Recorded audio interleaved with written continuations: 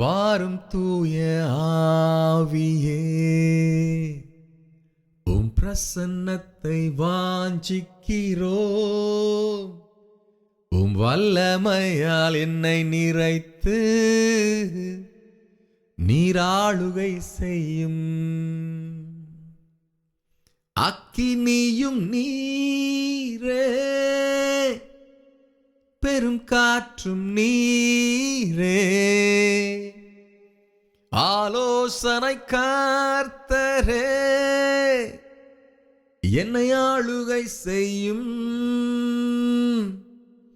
வாரும் தூய ஆவியே, உம் பிரசன்னத்தை வாஞ்சிக்கிறோம்.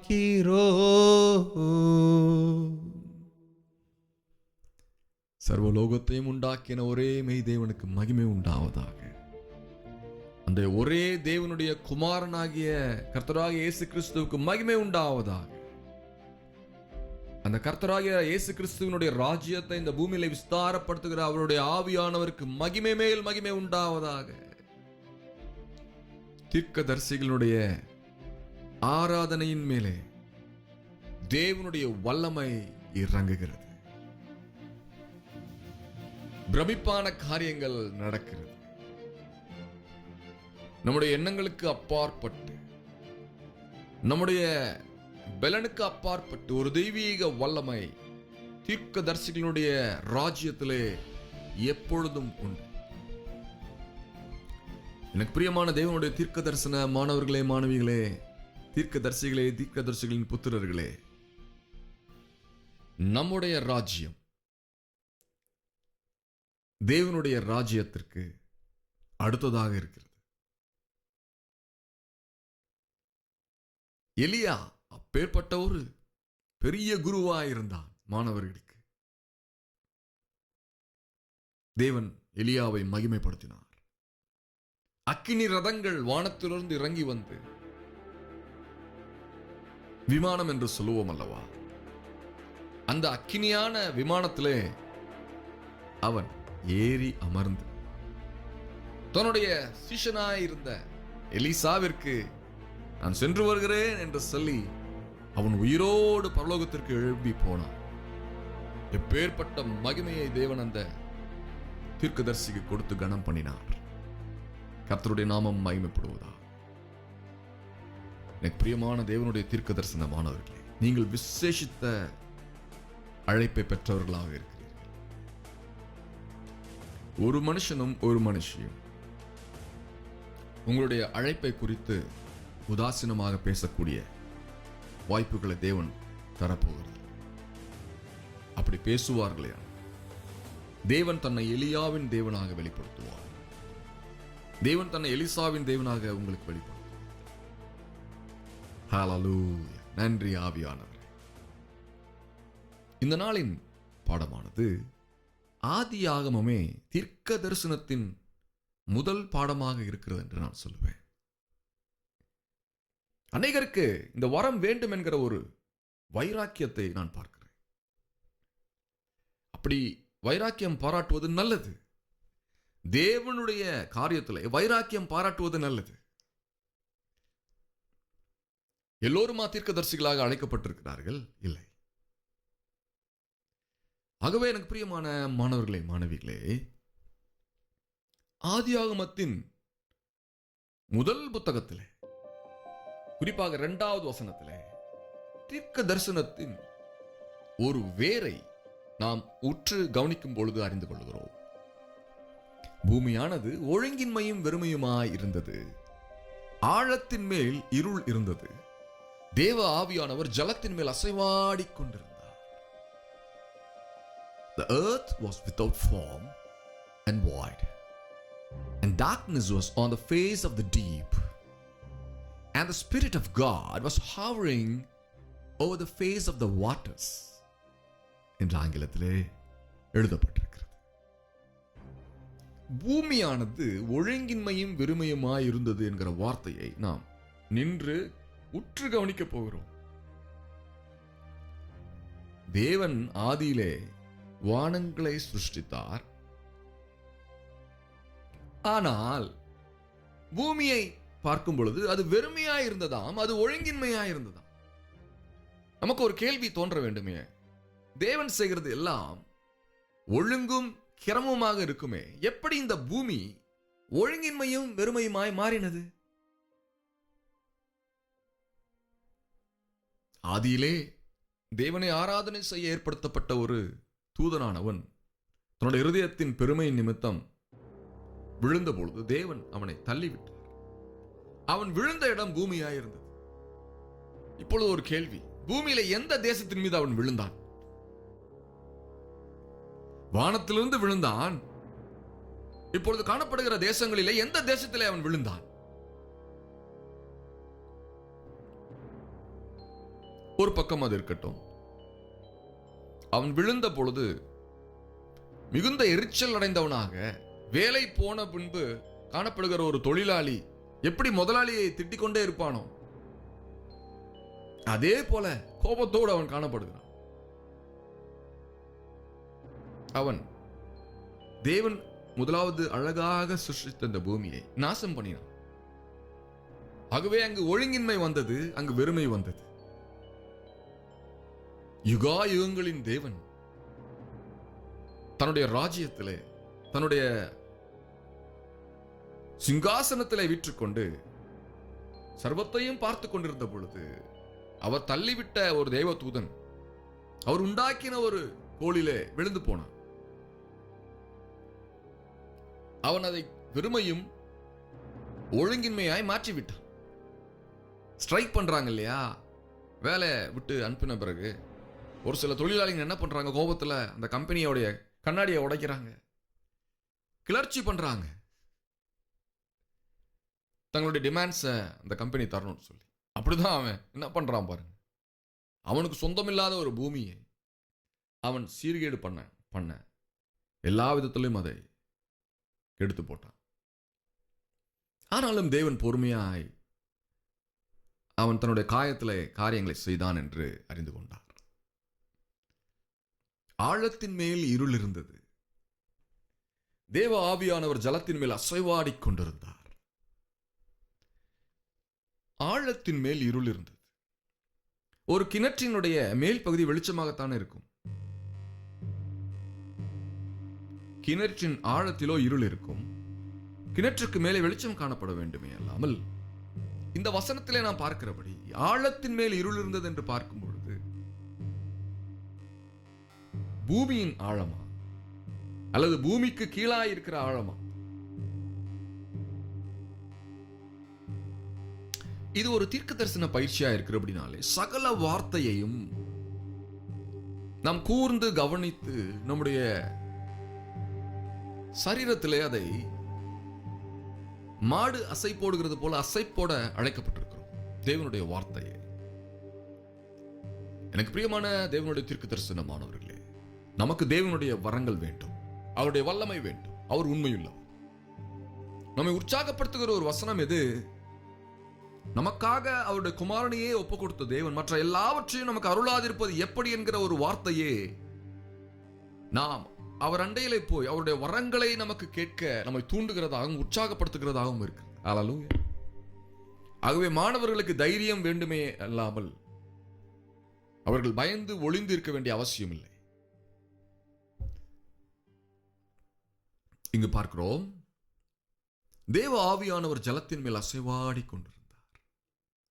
ஒரு பக்கம் அவர் சிங்காசனத்தில் உட்கார்ந்து கொண்டு தான் தள்ளிவிட்ட தூதனை பார்க்கிறார். அவன் எல்லா சீர்கேட்டையும் அந்த பூமியிலே பண்ணினான். அவைகளை குறித்து அவர் உணர்ச்சி வசப்படாமல் அவர் என்ன பண்ணி கொண்டிருந்தார்? தேவ ஆவியானவர் ஜலத்தின் மேல் அசைவாடி கொண்டிருந்தார். தேவனுடைய பிரசன்னம் இப்பொழுதே உங்களுடைய ஆவியிலே உண்டாகி கொண்டிருக்கிறது. தேவனுக்கு மகிமை உண்டாவதா. தேவன் அசைவாடி கொண்டிருந்தார் என்று எழுதியிருக்கிற அந்த வார்த்தைக்கு ஏற்ற ஒரு ஆங்கில வார்த்தையை பார்க்கும் பொழுது the spirit of God is hovering over the face of the waters என்று எழுதியிருக்கிறது. ஊஞ்சல் ஆடுகிறது போல நித்தியானந்த தேவனாகிய கர்த்தர் அந்த நாளிலே அவர் ஊஞ்சல் ஆடிக்கொண்டிருந்தது போல ஜலத்தின் மேல் அசைவாடி கொண்டிருந்தார். ஒரு மிகுந்த யோசனையை அவர் தாங்கிக் கொண்டு அவர் அசைவாடி கொண்டிருந்தவராய் காணப்பட்டார். தேவனுடைய யோசனைகள் பெரியது, அவருடைய திட்டங்கள் பெரியது. அவருடைய வருகைக்கு முன்பதாக அவருடைய தீர்க்கதரிசிகளுடைய வாழ்க்கையிலே தேவன் செய்கிற காரியங்களை தேவன் அந்த நாளிலே யோசித்துக் கொண்டிருந்தார். Meshoko parase deneke pesako to shodo maraki da sheketala kabara. Nasoko marashi veikoto shedaka parabatula bara. ஒரு புதிய வெளிப்பாட்டை நான் உங்களுக்கு சொல்லுகிறேன். ஒரு புதிதாக பிறந்த குழந்தை, அந்த குழந்தைக்கு ஒரு ஆத்துமா உண்டு. அந்த ஆத்துமாவின் வயது என்ன என்ற ஒரு கேள்வியை நாம் கேட்போமேயானால், ஒவ்வொரு பிறக்கிற குழந்தையினுடைய ஆத்துமாவின் வயது இந்த பூமியின் வயதாக இருக்க வேண்டும். இந்த பூமி உண்டாக்கப்பட்ட அந்த நாளிலே தானே தேவனுடைய திட்டப்படி ஆத்துமாக்களுடைய ஜனன நாள் முன்குறிக்கப்பட்டது. ஆகவே ஒரு பிறந்த குழந்தைக்குள்ளாக காணப்படுகிற ஆத்துமாவிற்கு தேவனுடைய காரியங்கள் அனைத்தும் அறியப்பட்டிருக்க வேண்டும் என்பதே என்னுடைய உறுதியான நம்பிக்கை.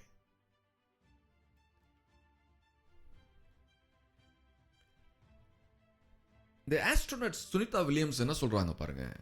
608 நாட்கள் அவங்க தொடர்ந்து கேலக்சில இருந்திருக்கிறாங்க, வானத்தில் இருந்திருக்காங்க, ஸ்பேஸ் ஷட்டில் இருந்திருக்கிறாங்க. 608 நாள். போன ஒரு மாசத்துக்கு அவங்களுக்கு அந்த டெக்னிக்காலிட்டியை புரிஞ்சுக்கிறதே கொஞ்சம் இதா இருக்கும் இல்லையா? என்ன பண்ண போறோம், அடுத்தது எப்படி சாப்பிட போறோம், என்னதான் பயிற்சி கொடுத்திருந்தாலும் அந்த ஸ்பேஸ் ஷட்டில்ல ரியலா லைவா அவங்க அந்த வாழ்ந்து கொண்டிருக்கிற நாட்கள்ல பல சேலஞ்சஸ் அவங்களுக்கு இருந்திருக்கும், புதுசான சேலஞ்சஸ்லாம் இருந்திருக்கும். ஸோ அந்த சேலஞ்சஸ்லாம் அவங்க பார்த்து ஒரு 30 நாட்குள்ள அவங்க புரிஞ்சிருப்பாங்க, ஓகே இப்படி தான் இருக்க போகுது அடுத்த ஒரு நாட்கள் வரும் வரைக்கும், என் குறிப்பிட்ட நாட்கள் பயிற்சி முடிகிற வரைக்கும் அல்லது அந்த ஆராய்ச்சி முடிகிற வரைக்கும் நான் இப்படிதான் வாழ்க்கையை நடத்தி கொண்டிருக்க வேண்டும் என்று அவர்கள் முடிவு செய்திருக்கலாம். 30 நாட்கள் போனது. மீதம் இருக்கிற 550 நாட்கள் என்று வைத்துக் கொள்வோமே, அவர்கள் அந்த வானத்திலிருந்து பூமியை பார்க்குறாங்க, பார்த்துட்டு ஒரு ஸ்டேட்மெண்ட் சொல்றாங்க. 608 நாட்கள் அவங்க வானத்தில் இருந்துட்டு அவங்க சொல்ற ஸ்டேட்மெண்ட்டை பார்த்தோம் அப்படின்னா, she says seeing earth from space makes human conflict seem pointless என்று சொல்றாங்க. அவங்க ஸ்பேஸ்ல இருந்து பூமியை தூரத்துல இருந்து பார்க்கலாம், சின்னதா தெரியும் பூமி. ஆனா அவங்க பின்னாடி அப்படி சுத்தி பார்க்கிற பொழுது கோடிக்கணக்கான நட்சத்திரங்களை, புதிய கோட்களை அவங்க பார்த்திருக்க கூடும். அதையெல்லாம் பார்த்துட்டு பூமியை கீழே பார்க்குறாங்க. பார்த்துட்டு அவங்களுக்குள்ள ஒரு சிந்தனை, இந்த பூமியிலே நடக்கிற அரசியல் கலவரங்கள், நிலவரங்கள், போட்டிகள், பொறாமைகள்லாம் பார்த்து இதெல்லாம் அர்த்தமே இல்லாதது அப்படின்னு சொல்றாங்க பாருங்க. இது ஒரு ஆஸ்ட்ரோனோட்டோடைய ஒரு வியூவா இருக்குது. ஆஸ்ட்ரோனோட்டோட நான் சொல்லுகிறேன், அவருடைய தீர்க்க தரிசன மாணவர்களாகிய நமக்கு தேவனுடைய பிரசன்னத்திலிருந்து இந்த பூமியை பார்க்கும் பொழுது, தேவனோடு இருந்து நாம் பூமியை பார்க்கும் பொழுது சகலமும் வெளிப்படுத்தப்பட்டதாய் இருக்கும் அல்லவா? எப்படி ஒரு பிறந்த குழந்தையினுடைய ஆத்துமா இந்த பூமி உண்டாக்கப்பட்ட நாளிலே இருந்து இன்ன வரைக்கும் நடக்கிற நாட்களை அறிந்ததாய் அந்த ஆத்துமா காணப்படுகிறது, அதே போல அவருடைய தீர்க்க தரிசன மாணவர்களாகிய நாம் தேவனோடு இணைந்து, தேவனோடு இசைந்து, கிறிஸ்துவோடு இசைந்து, அவருடைய ஆவியானோடு இசைந்து நாம் இந்த பூமியின் காரியங்களை பார்க்கும் பொழுது சகலமும் நமக்கு வெளிப்படுத்தப்பட ஆயத்தமாக இருக்கிறது. ஹல்லேலூயா. தேவனுடைய நாமம் மகிமைப்படுவதாக. நான் சொல்லுகிறேன், என் மாணவனே, உன் ஆத்துமாவுக்குள் யுகா யுகங்களின் வரலாறு பதிய வைக்கப்பட்டிருக்கிறது. யுகா யுகங்களின் வரலாறு, சரித்திரம் உங்களுடைய ஆத்துமாவிற்குள்ளாக பதிய வைக்கப்பட்டிருக்கிறது. நாம் ஒரு வல்லமையான தீர்க்கதரிசியாய் எழும்ப வேண்டும் என்கிற ஒரு பயிற்சியை விடாமல் வைராக்கியத்தோடு உற்சாகத்தோடும் சிரத்தை எடுத்தும் நாம் படித்துக் கொண்டு வருகிறோம், ஒரு கல்வியாக. ஆகவே நான் சொல்லுகிற ஒரு கோட்பாடு என்ன? உன் ஆத்துமாவுக்குள், என் மாணவனே, என் மாணவியே, உன் ஆத்துமாவுக்குள் யுகா யுகங்களின் வரலாறு பதிய வைக்கப்பட்டிருக்கிறது. இந்த யுகா யுகங்களிலே ஜனனம் பண்ணின, மரணம் சம்பவித்த ஜனங்களுடைய சகல காரியங்களும், புரிந்து கொள்ள முடியாத காரியங்களும் உங்கள் ஆத்துமாவிலே உண்டு. உங்கள் ஆத்துமா தேவனோடு இணைந்திருக்கும் பொழுது, அவருடைய வாசனையை சுமந்து வருகிற அவருடைய பிரியமான ஜனங்களாய் நாம் இருக்கிறோமே, அவருடைய காரியங்களை நாம் அறிந்திருப்பது அதிக நிச்சயம். ஹல்லேலூயா, தேவனுடைய நாமம் மகிமைப்படுவதாக. எந்த வசனத்தின் அடிப்படையிலே நீ உளறிக் கொண்டிருக்கிறாய் என்ற ஒரு கேள்வி என்னை பார்த்து நீங்கள் கேட்கிறீர்கள். யாக்கோபு 1:17 நன்மையான எந்த ஈவும் பூரணமான எந்த வரமும் பரத்திலிருந்து உண்டாகி ஜோதிகளின் பிதாவினிடத்திலிருந்து இறங்கி வருகிறது. அவரிடத்தில் யாதொரு மாறுதலும் யாதொரு வேற்றுமையின் நிழலும் இல்லை. அதே ஆங்கிலத்திலே James chapter 1 verse 17, every good gift and every perfect gift is from above and comes down from the Father of lights, with whom there is no variation or shadow of turning என்று எழுதியிருக்கு. எந்த வரமும் பரத்திலிருந்து உண்டாகி, தீர்க்கதரிசன வரம் பரத்திலிருந்து உண்டாகி ஜோதிகளின் பிதாவிடத்திலிருந்து, God of lights, ஜோதிகளின் பிதாவிடத்திலிருந்து இறங்கி வருகிறது. இந்த வேளையில் அது நடந்து கொண்டிருக்கிறது. தேவன் தருகிற ஒரு வரம், தீர்க்கதரிசிகளுடைய தொழிலுக்கு தேவையான ஒரு வரம், அவருடைய சமூகத்திலிருந்து பரத்திலிருந்து உண்டாகி தேவன் இப்பொழுது சிருஷ்டிக்கிறார். an updated gift. பழைய நாட்களுக்கு தேவையான வரம் அல்ல, இந்த கலியுகத்தில் தேவைப்படுகிற ஒரு வரம். அவருடைய குமாரனுடைய ராஜ்யம் மகிமையடையத்தக்கதான ஒரு வரம். அந்த கிருபையின் வரமானது ஜோதிகளின் பிதாவிடத்திலிருந்து என்னுடைய மாணவர்கள் மீது இறங்கி வந்து கொண்டிருக்கிறது. ஆமென் என்று சொல்வீர்களா? ஆமென். அந்த வரத்தை தேவன் உங்களுக்கு தரும் பொழுது அவருடைய இருதயத்தில் எந்த மாற்றமும் இல்லை, எந்த ஒரு மாறுதலும் இல்லை, எந்த ஒரு வேற்றுமையின் நிழலும் இல்லை. அவர் சிருஷ்டித்த இந்த தீர்க்கதரிசன பயிற்சி சாலை, இதில் காணப்படுகிற என்னுடைய மாணவர்கள், அந்த கணக்கின் நிமித்தம் தேவன் அவர் வைத்திருக்கிற வல்லமையின் வரங்களை இப்பொழுதே உங்கள் மீது அனுப்பி கொண்டிருக்கிறார். ஹல்லேலூயா, தேவனுடைய நாமம் மகிமைப்படுவதாக. நன்றி இயேசுவே, நன்றி ராஜா. ஹல்லேலூயா. தீர்க்கதரிசன வரம் ஜோதிகளின் பிதாவிடத்திலிருந்து வருகிறது என்று பார்க்கிறோம். இந்த பயிற்சி நடந்து கொண்டிருக்கும் பொழுது உங்களுக்குள்ளாக அவருடைய வரத்தின் அடையாளமானது காணப்பட ஆரம்பிக்கிறது. ஹல்லேலூயா. இது தீர்க்கதரிசிகளின் ராஜ்யமாய் இருக்கிறது என்று நான் பிரதிஷ்டை பண்ணுகிறேன். கர்த்தருடைய ஊழியக்காரர்கள் உண்டு, வெவ்வேறு வேலைகளை அவர்கள் செய்து வருகிறார்கள். அதே போல ஒரு வேலை, ஆனால் மகிமையும் வல்லமையும் நிறைந்த ஒரு வேலையாய் தேவன் நமக்கு கொடுத்திருக்கிற வேலையானது இருக்கிறது. ஹல்லேலூயா. இயேசு கிறிஸ்துவானவர் சொன்ன ஒரு வார்த்தையை நாம் கவனிப்போமா? கேளுங்கள், அப்பொழுது உங்களுக்கு கொடுக்கப்படும். தேடுங்கள், அப்பொழுது கண்டடைவீர்கள். தட்டுங்கள், அப்பொழுது உங்களுக்கு திறக்கப்படும். நான் சொல்லுகிறேன், இவ்வளவு வல்லமையான ஒரு வாக்கு தத்தத்தை அவர் முதலாவது தீர்க்கதரிசிகளுக்கு தான் கொடுத்திருக்க வேண்டும். மற்றவர்கள், நாமும் கூட, நம்முடைய தேவைகளும் 1000 உண்டு. நாம் ஜெபம் பண்ணி பண்ணி கிடைக்காத நாட்கள் 1000 உண்டு. ஆனாலும் நம்முடைய நோக்கம் எதிலே இருக்கிறது? இப்பொழுது நாம் கேட்கிறோம், தேவரீர், நாங்கள் துன்பத்தை கண்ட வருஷங்களுக்கு சரியத்தனையாக, நாங்கள் ஏமாற்றத்தை கண்ட வருஷங்களுக்கு சரியத்தனையாக, நீர் எங்களுக்கு உம்முடைய வரத்தினாலே பதில் தரும்படியாய் நாம் ஜெபம் பண்ணுகிறோம் என்று சொல்லும் பொழுது தேவன் சொல்லுவார், உங்களுக்கு கொடுக்கப்படும். சாலமோன் ஞானத்தை கேட்டு சகலத்தையும் தேவன் அவனுக்கு கொடுத்தார். நாம் சாலமோனை பார்த்து கேட்க போகிறதில்லை. நமக்கு வேண்டுவது தேவனுடைய வரங்கள். நமக்கு வேண்டுவது அவருடைய அற்புதங்களையும் அடையாளங்களையும் செய்கிற வரங்கள். நாம் சொல்ல அது நடக்கும், நாம் கட்டளையிட அது நிற்கும், நாம் கட்டளையிட அது இடிந்து போகும், நாம் கட்டளையிட உயிர் உண்டாகும். அதுவே தேவனுடைய வார்த்தையாய் நமக்குள்ளாக வெளிப்படுகிறது. ஹல்லேலூயா. இப்பொழுது நாம் என்ன செய்ய வேண்டும்?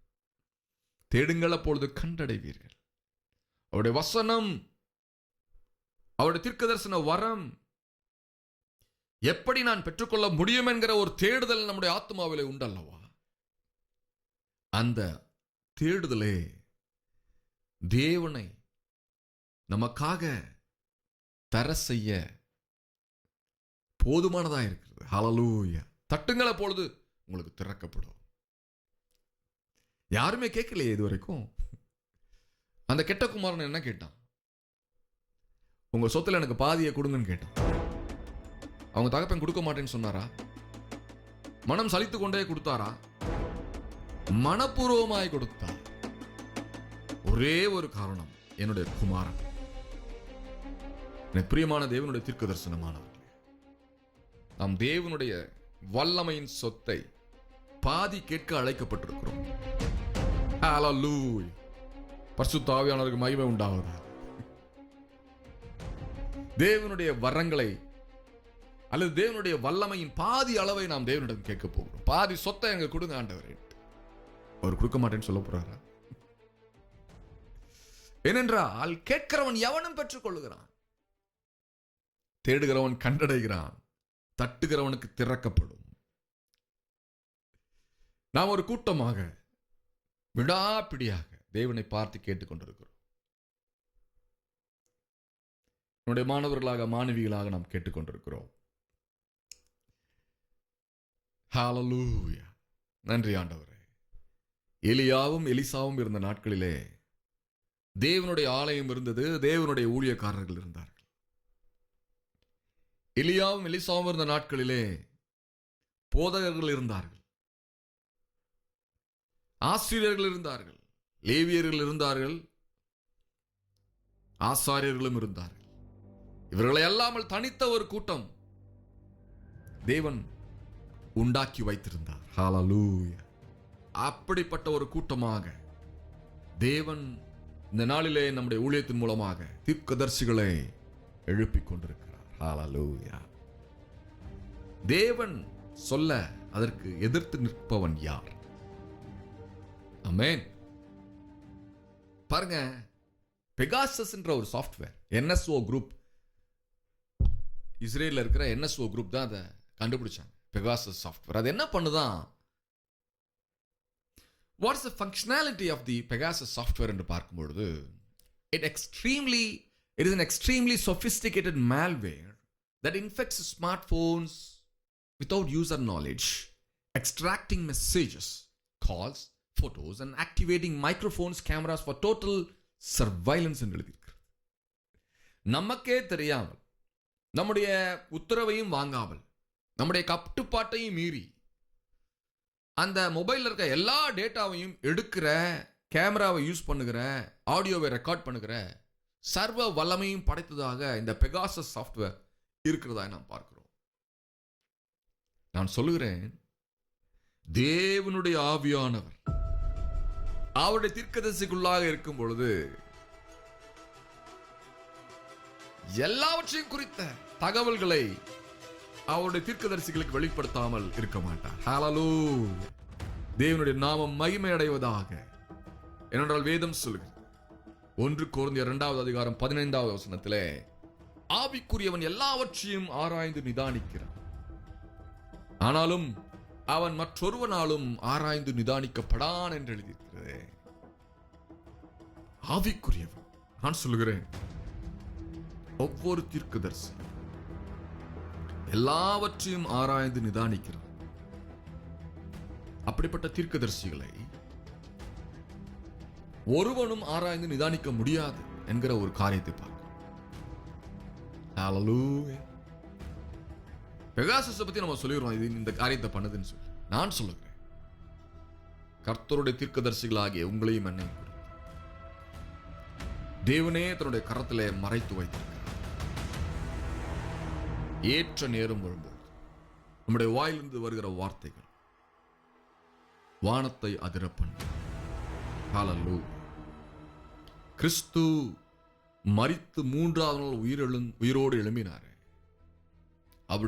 அப்படி அவர் உயிரோடு எழும்பும் பொழுது தன்னுடைய இருதயத்தில் என்னை மரணமடைய செய்த சத்துருக்களை வெட்கப்படுத்தும்படி நான் எனக்கென்று வாலிபர்களை தெரிந்து கொள்வேன், எனக்கென்று தீர்க்கதரிசிகளை தெரிந்து கொள்வேன் என்ற ஒரு உறுதியை அவர் அன்று எடுத்தார்.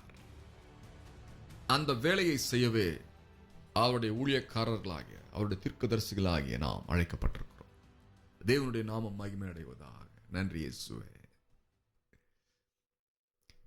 எப்படி இந்த பிகாசஸ் ஆனது சகலத்தையும் அறிந்து கொள்ள ஆற்றல் பெற்றதா இருக்கிறதோ, அதே போல தீர்க்கதரிசன அபிஷேகமானது இந்த வரமானது கடந்த காலம், நிகழ்காலம், எதிர்காலம், அரசியல் சூழ்ச்சிகள், தந்திரங்கள், தேசங்களில் நடக்க போகிற மாற்றங்கள், மனிதர்களுடைய இருதயத்தில் தோன்றுகிற சிந்தனைகள், பிசாசின் ரூபங்கள், அவனுடைய நோக்கங்கள், அவைகளிலிருந்து தப்பிக்கும் வழிகள் எல்லாவற்றையும் அறிந்து கொள்ளத்தக்கதான ஒரு அபிஷேகத்தை தேவன் அவருடைய தீர்க்கதரிசன மாணவர்களுக்கும் மாணவிகளுக்கும் தந்து கொண்டிருக்கிறார். ஹல்லேலூயா. நன்றி இயேசுவே. நன்றி ராஜா. 2 ராஜாக்கள் 6வது அதிகாரம் 8வது வசனத்திலே பார்க்கிறோம். அக்காலத்திலே சிரியாவின் ராஜா இஸ்ரவேலுக்கு விரோதமாய் யுத்தம் பண்ணி இன்னென்ன ஸ்தலத்திலே பாளையம் இறங்குவேன் என்று தன் ஊழியக்காரருடைய ஆலோசனை பண்ணினான். இந்த பெகாசஸ் பண்ணுகிற காரியத்தை ஆவிக்குரிய மண்டலத்திலே முதலாவது செய்ததும் இஸ்ரவேலர்கள் தான். அங்க என்ன நடக்கிறது? சீரிய ராணுவம், அந்த ராணுவத்தில் அந்த போர்டு மீட்டிங் நடக்குது, சீக்ரெட் சேம்பர்ல அது நடக்குது. அந்த கிங் இருக்கிறாரு, பக்கத்தில் ஆர்மி கமாண்டர்ஸ்லாம் இருக்கிறாங்க, பிளான் போடுறாங்க, பிளாட் போடுறாங்க இஸ்ரேலுக்கு விரோதமாக. அங்க நடக்கிற காட்சியை, வார்த்தையை, திட்டங்களை எல்லாவற்றையும் அறிந்து கொள்ள இந்த தீர்க்கதரிசிக்கு கூடியதா இருந்தது. ஹல்லேலூயா. இஸ்ரவேலிலே காணப்பட்ட அந்த தீர்க்கதரிசி தன்னுடைய வீட்டிலே இப்படி உட்கார்ந்து இருப்பான். அவன் தியானம் பண்ணி கொண்டிருப்பான். அவன் காலையிலும் மாலையும் சாப்பிட்டு கொண்டிருப்பான். இரவு தூங்க போயிருப்பான். அவன் அப்படி அமர்ந்து இருக்கும் பொழுது அவன் இருதயத்துல அங்கு நடக்கிற காரியங்களை பார்க்கக்கூடிய வல்லமை அவனிடத்துல காணப்பட்டது. தேவன் நமக்கு அந்த வரத்தை தரமாட்டாரா? இயேசு கிறிஸ்து பாரபட்சம் அற்ற தேவன். கர்த்தராகிய இயேசு கிறிஸ்துவானவர் அதி பயங்கரமான வல்லமையை தன்னுடைய கரத்திலே உடையவராயிருக்கிறார். இங்கு வசனத்தை படிக்கிறோம். ஆகிலும் தேவனுடைய மனுஷன் இஸ்ரவேல் ராஜாவின் இடத்திலே ஆள் அனுப்பி இன்ன இடத்திற்கு போகாதபடிக்கு எச்சரிக்கையாயிரும், சீரியர் அங்கே இறங்குவார்கள் என்று சொல்ல சொன்னார். அந்த நாட்களிலே ட்ரோன்ஸ் கிடையாது, அந்த நாட்களிலே ரேடியோ வேவ்ஸ் கிடையாது, சிக்னல் அனுப்பி ரெஸ்பான்ஸ் எடுக்கிறதுக்கு,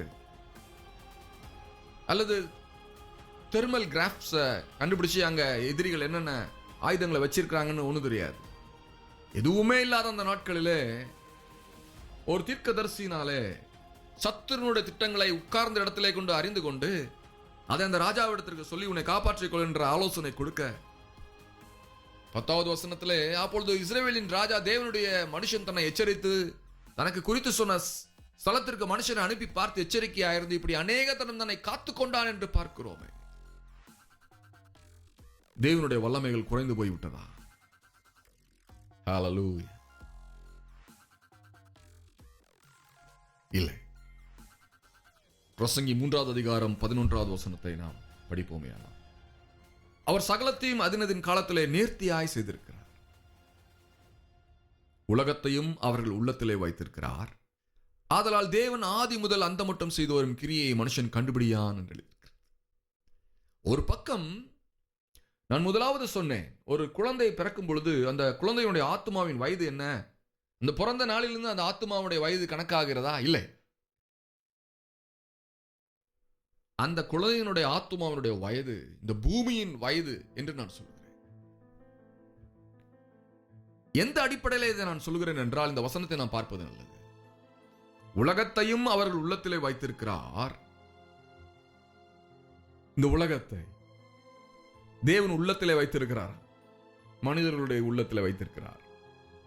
அப்போ உள்ளத்திலே வைக்கும் பொழுது இந்த உலகத்தை உண்டாக்கின அந்த நாட்களில் இருந்து இருக்கிற உலகத்தை வைத்தாரா, அல்லது இந்த உலகம் பிளக்கப்பட்ட நாட்களில் இருந்து உலகத்தை வைத்தாரா?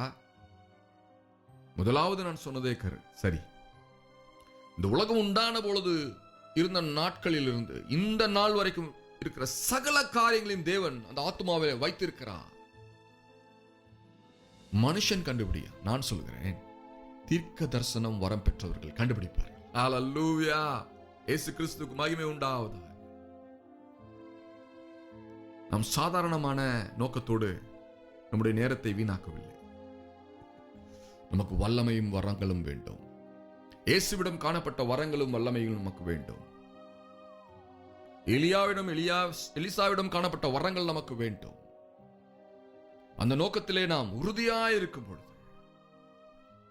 தேவன் நமக்கு அந்த வரத்தை தருவது அதிக நிச்சயமே. ஹalleluya. நன்றி இயேசுவே.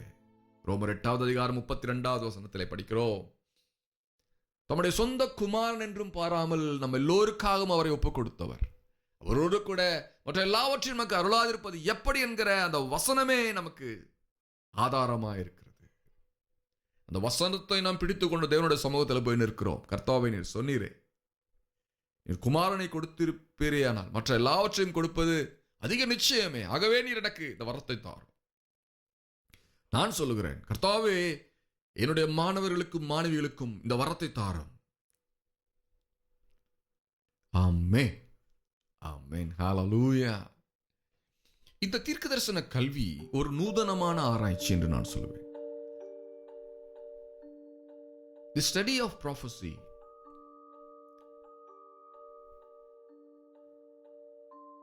is a research of a different kind.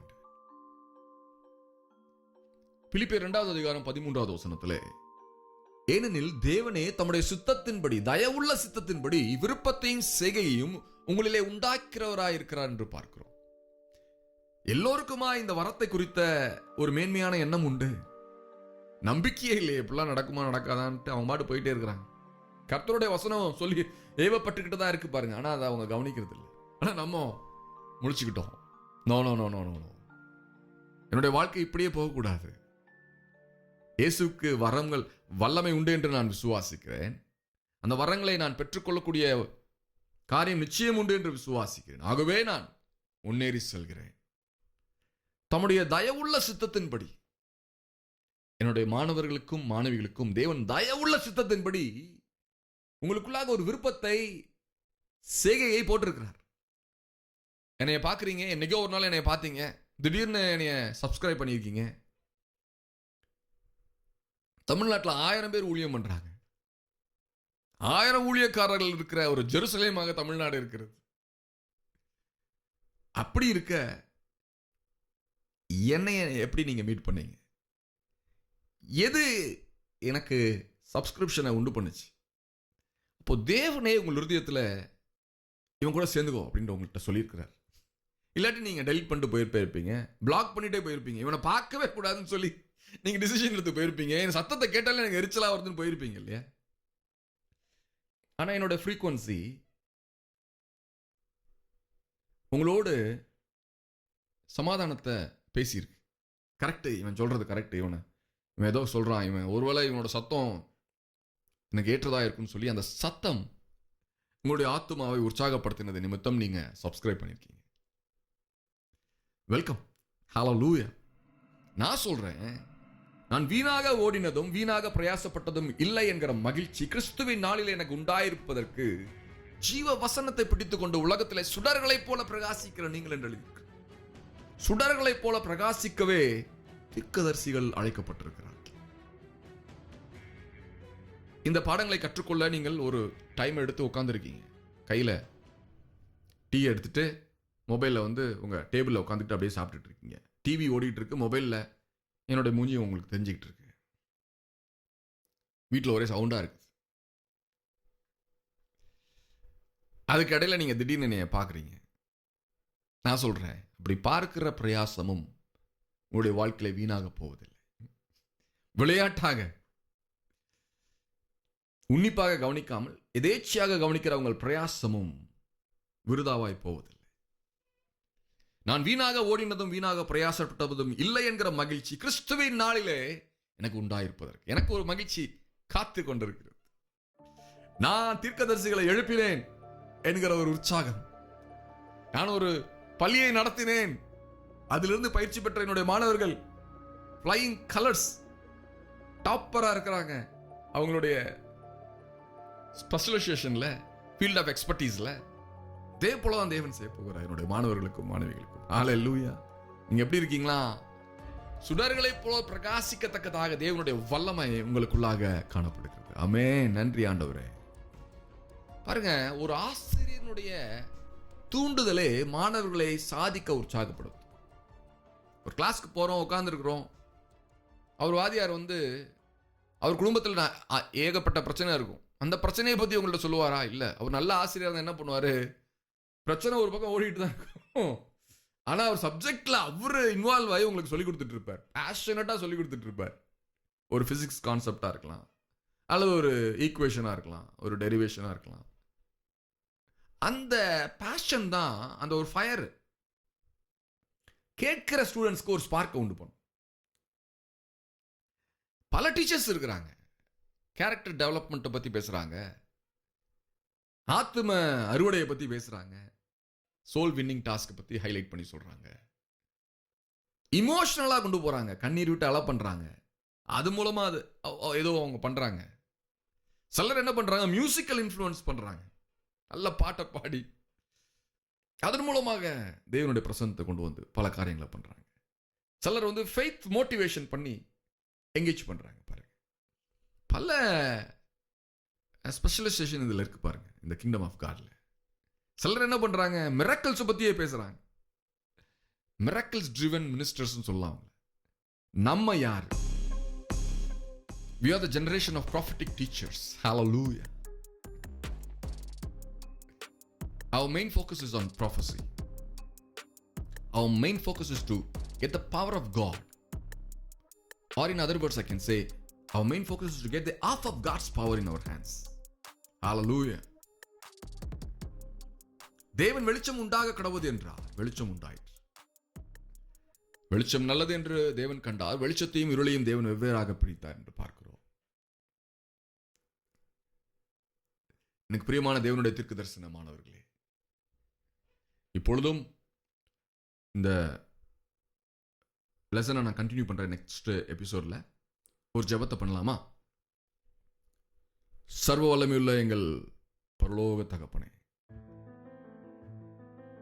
எங்கள் இரட்சகராகிய கிறிஸ்துவே, எங்களுக்குள்ளாய் கிரியை செய்து வருகிற பரிசுத்த ஆவியானவரே, உமக்கு மகிமை செலுத்துகிறோம். கர்த்தாவே, இந்த நாளிலே என்னுடைய மாணவர்களை நீர் அபிஷேகம் பண்ணுவீராக. உடைய தீர்க்க தரிசன வரங்கள் அவர்களுக்குள்ளாக வெளிப்படுவதாக. இந்த பெகாசஸ் சாஃப்ட்வேரை கண்டுபிடிக்க இஸ்ரவேலுக்கு உதவினது போல அதை காட்டிலும் மேலான ஒரு அபிஷேகம் என்னுடைய மாணவர்களுக்குள்ளாக இறங்கி வருவதாக.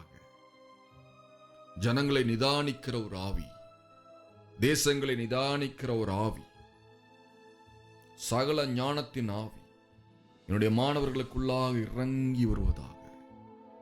ஜோதிகளின் பிதாவிடத்திலிருந்து இறங்கி வருகிற உம்முடைய வரங்கள் இப்பொழுதே என்னுடைய மாணவர்கள் மீதும் மாணவிகள் மீதும் இறங்குவதாக. சேமம் உண்டாயிருப்பதாக. என்னுடைய மாணவர்களுடைய வாழ்க்கையிலே சேமம் செழிப்பு உண்டாயிருப்பதாக, உடைய வல்லமை பெருகுவதாக ராஜா. ஆண்டவரே, இவர்களை வைத்து நீ செய்ய போகிற பயங்கரமான காரியங்கள், இந்த உலகத்தை அசைக்கிற அற்புதங்களை இவர்கள் மூலமாக நீ செய்ய தீர்மானம் பண்ணினபடினால நன்றி ராஜா. ஹalleluya, ஹalleluya, ஹalleluya. நன்றி ஆவியானவரே. ஆமென். இது தீர்க்கதரிசிக்கு உண்டான ஒரு பாடசாலை. புதிய மாணவர்களையும் மாணவிகளையும் அன்போடு அழைக்கிறேன். தேவனுடைய கிருபை உங்கள் வாழ்க்கையிலே பெருகுவதாக. ஷலோம்.